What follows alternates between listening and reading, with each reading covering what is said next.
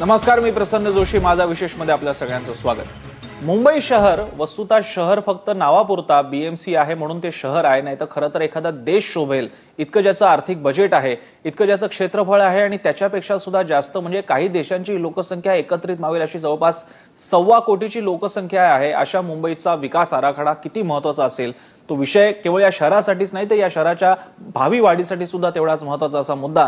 जवळपास 2034 पर्यंतचं नियोजन या आताच्या डीपी मधून अपेक्षित होतं, पण अनेक आणि असंख्य चुका, काही हजारांमधल्या झालेल्या चुका, अनेक महत्वाच्या बाबींवरती झालेलं दुर्लक्ष याच्यामुळे या डीपीच्या विरोधात सर्व पक्षीयांनी सर्व स्तरातून टीका होऊ लागली आणि त्यानंतर हा अखेर डीपी म्हणजेच डेव्हलपमेंट प्लॅन, विकास आराखडा सरकारला मागे घ्यावा लागलेला आहे. पण डीपी मागे घेतला म्हणजे सगळ्या गोष्टी संपलेल्या आहेत का? एक भाग, नवीन जो डीपी दुरुस्त झालेला डीपी येईल तो दुरुस्त झालेला असेल, तो पुन्हा नवीन बनवलेला नसेल, कारण 5 वर्षाचं काम 4 महिन्यात परत करता येणार नाहीये. त्यामुळे दुरुस्त झालेला डीपी तरी सगळे प्रश्न सोडवणार आहेत का, की याच्या पलीकडे सुद्धा काही मुद्दे ज्यांना आपल्याला भिडण्याची गरज आहे, ते शोधण्यासाठी आपली चर्चा आहे. आणि आपल्यासोबत मान्यवर आहेत. आपल्यासोबत आहेत भाजप मुंबई महापालिकेमधले भाजपचे गटनेते मनोज कोटक, याशिवाय चंद्रशेखर प्रभू, नगर रचना तज्ञ, सपाचे महापालिकेतले गटनेते रईस खान आपल्या स्टुडिओमध्ये आहेत, त्यांचं सुद्धा स्वागत. आणि अविनाश अभ्यंकर, मनसेचे प्रवक्ते, तेही आलेले, त्यांचंही स्वागत. सगळ्यात आधी चंद्रशेखर प्रभूंकडे जाऊयात. प्रभूजी, डीपी मागे घेण्यात येणं आणि त्याच्यानंतर पुन्हा 4-5 महिन्यानंतर तो परत सादर होणार आहे, पुढची प्रोसेस नेमकी काय असणार आहे? काय अपेक्षा ठेवावी मुंबईकरांनी?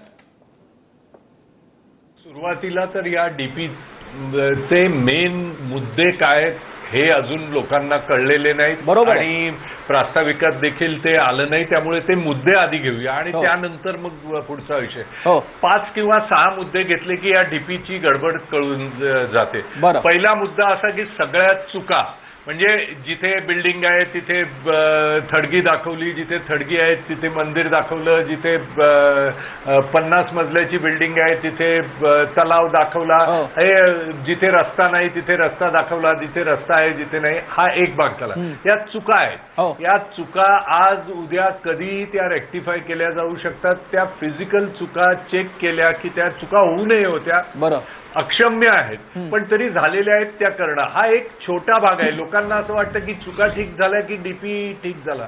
डीपी ठीक होत नाही. दुसरा भाग असा की मुंबई शहरातल्या नागरिकांसाठी, शेवटी हा डीपी कोणासाठी आहे? शहरातल्या नागरिकांसाठी. नागरिकांसाठी असणाऱ्या सुविधा, 30,000 सुविधा सरसकट काढून टाकलेल्या आहेत. त्याच्यात गार्डन आहेत, प्लेग्राऊंड आहेत, खेळाची मैदान आहेत, त्याच्यात शाळा आहे, कॉलेज आहे. तर ती काढली का आणि ती असावीच की असू नये, हा दुसरा मुद्दा. तिसरा मुद्दा असा आहे की जिथे काही नाही तिथे रिझर्वेशन टाकलेले. उदाहरणार्थ बोरिवलीमध्ये 4 गावं आहेत, एकसर गाव आहे आणि आणखी दुसरी बाबई नाका आहे. त्या ठिकाणी गावामध्ये 100-200 वर्ष राहणाऱ्या 150 कुटुंबावरून एक रस्ता दाखवलेला आहे. म्हणजे या सर्व 150 कुटुंबांना मुंबईत राहण्याचा अधिकार नाही, तिथे रस्ता जाण्याचा अधिकार आहे. त्या एका ठिकाणी क्रिमेशन ग्राउंड आहे, त्या क्रिमेशन ग्राउंड बिल्डरनी विकत घेतल्यावर त्याच्यावरचं रिझर्वेशन संपवलं आणि 50 मजल्याच्या बिल्डिंगीवर क्रिमेशन ग्राउंडचं रिझर्वेशन टाकलं. त्यामुळे दुसरा मुद्दा असा आहे की जे चुकीचे रिझर्वेशन टाकलेले आहेत त्याचं काय करायचं. त्यानंतर आणखी एक मुद्दा महत्वाचा असा आहे की मुंबईच्या लोकांना त्यांच्या ऐपतीप्रमाणे घर मिळू शकतं की नाही. म्हणजे आज त्या डीपी मध्येच लिहिलेलं आहे की 5 वर्षाच्या उत्पन्नामध्ये जर घर मिळू शकतं तर ते परवडणारं घर होतं. मी म्हटलं की महाराष्ट्र राज्याचा मुख्य सचिव जरी 1 लाख रुपये महिन्याचा पगार घेत असेल तर 5 वर्षाचं त्याचं उत्पन्न हे 60 लाख रुपयात होतं. आज मुख्य सचिव जिथे राहतात तिथे 60 लाखात गॅरेज सुद्धा मिळत नाही. त्यामुळे जर महाराष्ट्रात सर्वात जास्त पगार मिळणाऱ्या माणसाला जर घर परवडणारं नसेल 5 वर्षाच्या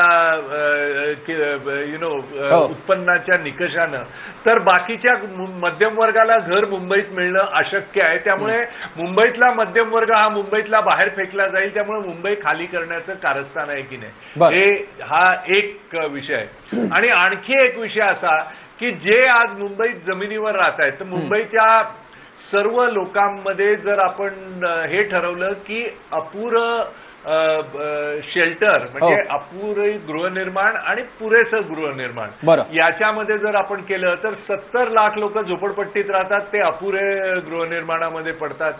25 लाख लोक जुन्या आणि मोडकळीस आलेल्या इमारतीत राहतात, ते इनॅडिक्वेट शेल्टर या कॅटेगरीमध्ये राहतात, म्हणजे अपुरं गृहनिर्माण.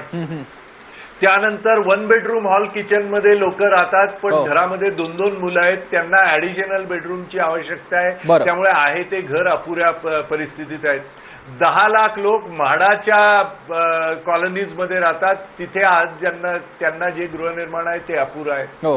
त्यानंतर 25 लाख लोक अशा ठिकाणी राहतात की ज्या ठिकाणून त्यांना घरं उद्या सोडायला लागतील, म्हणजे महानगरपालिकेचे कर्मचारी महानगरपालिकेच्या क्वार्टरमध्ये, केंद्र सरकारचे कर्मचारी, रेल्वेचे कर्मचारी. प्रभूजी, काही इश्यूजना जर का ऍड्रेस करायचं झालं तर जसं तुम्ही सांगितलं, सार्वजनिक अशा बाबी की ज्या लोकोपयोगी आहेत पण ज्याच्यावरती लक्ष दिलं गेलेलं नाहीये, एक भाग तुम्ही सांगितला. दुसरा तुम्ही सांगितला जिथे नागरी वसाहत आहे किंवा वेगळ्या गोष्टीसाठीची मूळची परिस्थिती आहे त्याच्यावरती काही गोष्टी, जसं तुम्ही जमिनीच्या आरक्षणाचं सांगितलं, आणि दुसरा निवासाचा पण मुद्दा तुम्ही तिसरा मांडला. आपण हेच मुद्दे घेऊन पुढे जाऊयात. सगळ्यात शेवटी मी भाजपकडे जाणार आहे, त्यापूर्वी रईस खान आपल्यासोबत आहेत. रईसजी, तुमच्या पार्टीचा काय आक्षेप होत आहे आणि आता हा डीपी मागे घेण्यात आल्यानंतर तुम्ही समाधानी आहात का?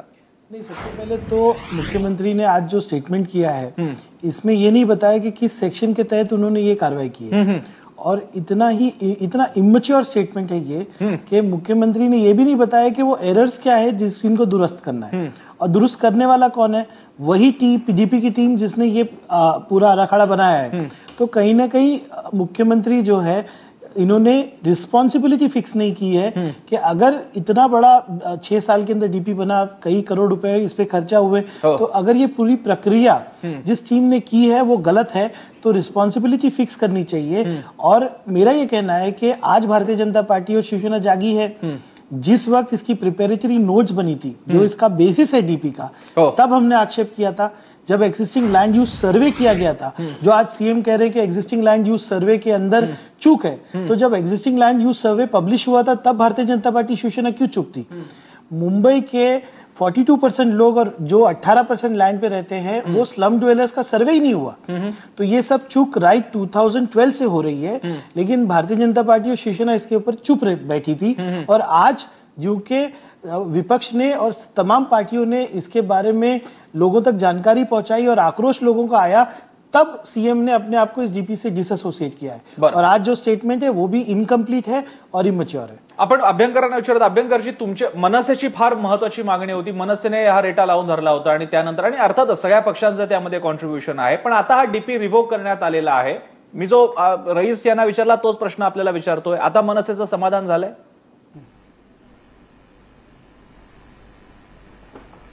नाही, सर्वप्रथम सन्मान्य राजसाहेबांनी घेतलेली अत्यंत अभ्यासपूर्ण भूमिका, त्याच्यामध्ये अनेक मान्यवरांचा असलेला सहभाग, त्याला दाखवलेला विरोध, याचा हा पूर्ण विजय आहे. आणि दुसरं महत्वाचं म्हणजे हा जो काही मुंबई भकास करण्याचा आराखडा होता त्याच्या चुका दुरुस्त करून तो 4 महिन्यात परत आणायला सांगितलेला आहे. आता मला वाटतं प्रभू साहेबांसारखे तज्ञ म्हणाले की हा नापास विद्यार्थ्यांनी काढलेला आराखडा आहे, त्याच्यात कुठल्याही प्रकारच्या सुविधा नाहीयेत. आणि हे तज्ञ काय करत होते, कारण 93 नंतर 20 वर्षांनी आराखडा 2013 साली आणायचा होता, हा 2034 पर्यंत मुंबई डेव्हलपमेंट करण्याचा हा विचार चालू होता. म्हणजे हा जर आराखडा असाच पुढे गेला असता तर आज मुंबई पूर्णपणे भकास झाली असती. ह्याच्यामध्ये दुसरा एकच मुद्दा मला असं वाटतं सांगावाचा, की ह्याच्यामध्ये जो नो डेव्हलपमेंट झोन होता तो सुद्धा यांनी डेव्हलपमेंट झोनमध्ये आणला. हे षडयंत्र कशाबद्दल होतं, आणि हा विषय इथेच थांबत नाही प्रसन्न, तर ह्याच्यावरती आपल्या मुंबईतील जनतेचे जे लाखो करोडो रुपये खर्च केले गेले, ते खर्च केलेले पैसे यांच्यावरती फौजदारी गुन्हे लावून हे पैसे परत तिजोरीत घेतले पाहिजे. आणि ह्याच्यामध्ये संपूर्ण पारदर्शकता असली पाहिजे. हा राजकारणाचा विषय नाही, हा मुंबईतील जनतेच्या सुखसोयींचा विषय आहे. अभ्यंकरजी, डीपी मध्ये उदाहरणार्थ मी तुम्हाला पुण्याचं उदाहरण देतो. पुण्याच्या विकास आराखडा किंवा शहर नियोजनाबाबतीत काही खासगी कंपन्यांकडून सुद्धा सर्वे करण्यात आले, त्यातल्या चुका झाल्यानंतर एकतर नवीन डीपी बनवण्यात आलेले आहेत किंवा आहे त्या डीपीमध्ये दुरुस्ती, त्यामुळे दुरुस्ती करणं हा काही नापास ठरवण्याचा निकष असू शकत नाहीये. माझा प्रश्न तुम्हाला एवढा होता की तुमची मागणी पूर्ण झाली आहे, आता तुम्ही समाधानी आहात का की दुरुस्ती करून नवीन डीपी येणार आहे? नाही, मागणी अंशतः मागणी एक लक्षात ठेवा, मागणी होती ही डीपी प्लॅन जो रद्द आहे हा डीपी प्लॅन रद्द झाल्यानंतर त्याच्या संपूर्ण चुका या पूर्णपणे दुरुस्त झाल्या पाहिजेत आणि जी मागणी आहे ती रास्त आहे. हा जो नो डेव्हलपमेंट झोन आहे हा डेव्हलपमेंट झोन मध्ये कशासाठी आणला हा एक मुद्दा.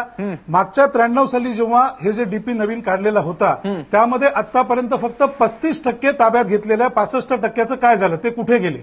आपण नवीनचा विचार करतो पण जुन्याचं काय झालंय ह्या बाबतीत कोण विचार करणार. त्यामुळे ट्रान्सपरन्सी येणं अत्यंत महत्वाचं आहे. बरं कोटकजी, मनोज कोटकजी, तुम्ही रईस खान आणि अविनाश अभ्यंकरांच्या मुद्द्यांवरती काय म्हणाल?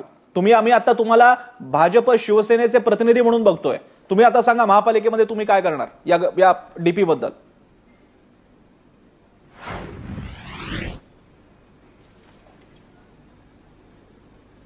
सर्वप्रथम महाराष्ट्राच्या मुख्यमंत्री ज्यांनी हा निर्णय घेतला त्यांचं मी मनापासून अभिनंदन करतो. आणि अशा पद्धतीचे निर्णय घेताना सार्वत्रिक विचार करून मुंबई शहराचं हित बघितलं गेलं आणि मुंबई शहराच्या हितामध्ये जर डीपी प्लॅनमध्ये चुका असतील तर त्याच्यावरती एक कमिटी करण्यात आली आणि त्या कमिटीच्या रिपोर्ट अनुसार ह्या पूर्ण स्क्रॅप करण्यात आलाय. आणि त्यामुळे पुन्हा 4 महिन्याने नवीन बनवून जेव्हा घेऊन येऊ तेव्हा ह्या सगळ्या चुका. नाही कोटकजी, जरा स्पष्ट करा फक्त. माफ करा, तुम्हाला थोडं अडवतोय. कोटकजी माफ करा, थोडं अडवतोय. तो स्क्रॅप करण्यात आलेला आहे का मागे घेऊन दुरुस्त करून तोच डीपी परत आणणार आहात? स्क्रॅप करणं वेगळं, नवीन आणणं वेगळं आणि दुरुस्त करून आणणं वेगळं. नेमकं काय करणार आहात?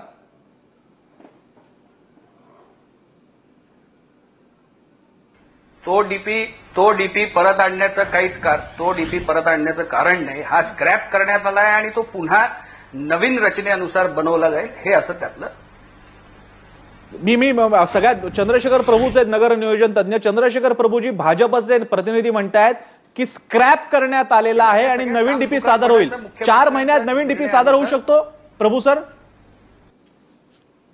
नाही, एक तर हा विषय राजकीय नाही. मुख्यमंत्र्यांनी तो स्क्रॅप करण्याचा निर्णय घेतला, मंत्रिमंडळाने तो मंजूर केला, हे योग्य आहे. बरं, पण स्क्रॅप म्हणजे नेमकं काय हा प्रॉब्लेम आलाच ना. एकदा का महानगरपालिकेत तो इंट्रोड्यूस झाला सजेशन ऑब्जेक्शनला की कायदेशीररित्या तो त्या ठिकाणी एक डीपी प्लॅन म्हणून हजर असतो. म्हणजे 1991 किंवा हा जो 2015 साली इंट्रोड्यूस केलेला प्लॅन याच्यापैकी विचेवर स्ट्रिंजंट हा लागू होतो. ज्या वेळेला 4 महिन्यात म्हणा 6 महिन्यात म्हणा नवीन प्लॅन याच्या ठिकाणी येईल त्यावेळेलाच याची अंमलबजावणी बंद होईल. आता तूर्त फक्त कॅबिनेटचा निर्णय झालेला आहे. कॅबिनेटचा निर्णय म्हणजे सगळे जीआर किंवा नोटिफिकेशन आले असं नाही, ते येतील. पण ते स्वागत केलं पाहिजे की मुख्यमंत्र्यांनी ते केलं. पण विषय हा केवळ चुका दुरुस्त करण्यापुरता नाही, हे मी वारंवार सांगतोय. चुका दुरुस्त करणं या डेव्हलपमेंट प्लॅनच्या पापापैकी 10% सुद्धा पाप नाही.